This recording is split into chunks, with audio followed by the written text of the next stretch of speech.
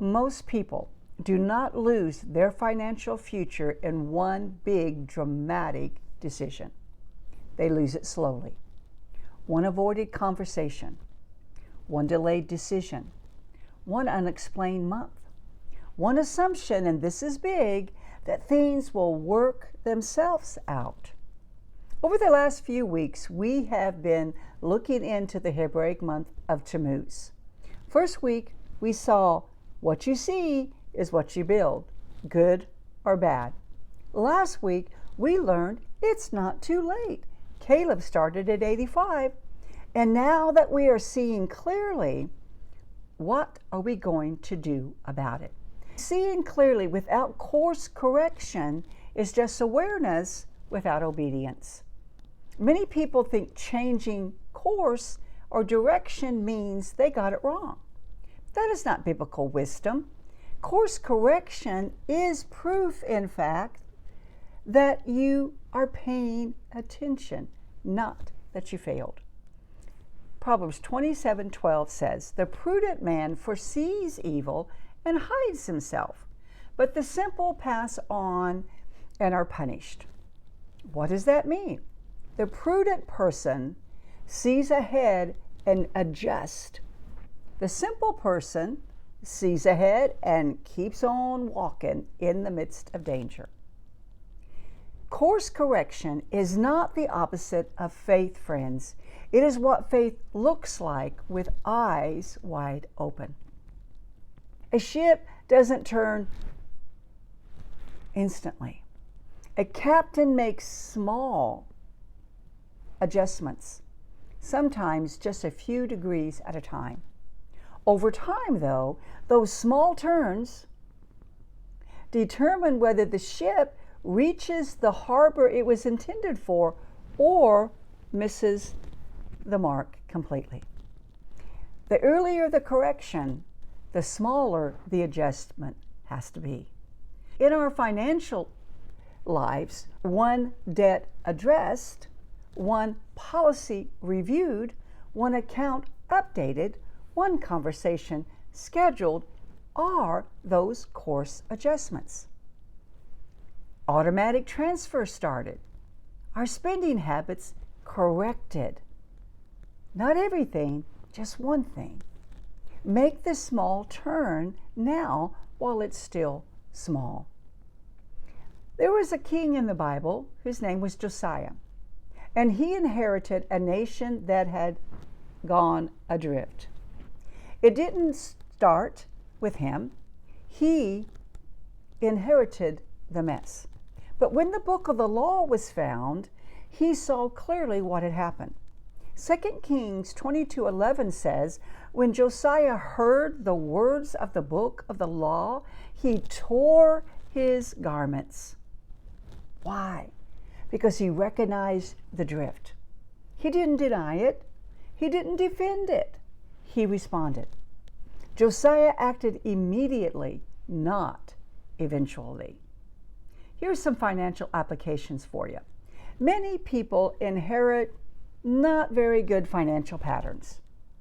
They inherit family patterns, generational habits, avoidance issues, lack of planning, fear around money. See, not knowing what you don't know can be a problem. But that's not your shame to carry. Because once you see it clearly, then the responsibility is on you to correct it. If something in you has been stirring and you know there's some things in your life financially that you need to correct, that's what my financial alignment review is all about. Not judgment, not shame. It's a covenant conversation where we look at what you are seeing and how to identify the small turns that you can make to get yourself on track. The link is in the description. My husband and I had to make course corrections several times in our financial journey. Years of ministry came with years of sacrifice. And sometimes sacrifice meant certain structures in our lives were unexamined longer than they should have. When we finally saw it clearly, the correction was not always comfortable, but it was necessary. And it has been worth every uncomfortable conversation since then. Friends, you're not alone. You're not behind. You are at a moment of decision. I'm going to give you 3 practical movements that you can do this week. Movement number 1, name the drift. You cannot correct what you cannot name. And don't say, I need to be better with money. Say, I need the review of my policy. I need to address this debt. I need to update my beneficiaries. I need to stop avoiding this conversation. Movement number 2, make the small adjustments. You don't need a dramatic overhaul this week. You need one faithful 2-degree turn. Examples: schedule that appointment, open the account, review those documents, make the phone call, start that transfer, cancel the unnecessary expense. Movement number 3, set a marker to check your heading. Course correction is not a one-time event. It's discipline. Set a date, 30 days, 60 days, 90 days. And then after that, you ask, did the correction hold? Am I still on course? What else needs to be adjusted?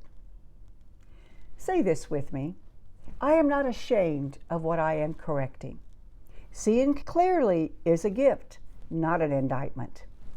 I will make that small turn now while it's still small.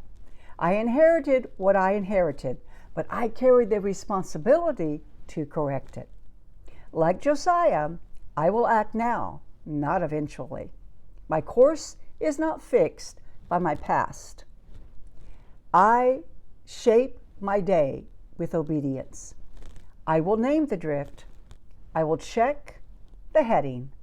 I will fix my eyes on the harbor God has designed for me. In the name of Yeshua, so be it, and so it shall be. If you need that financial alignment review to help you readjust some things on your course, set an appointment. I'd love to chat with you. Until next time, this is Sharon.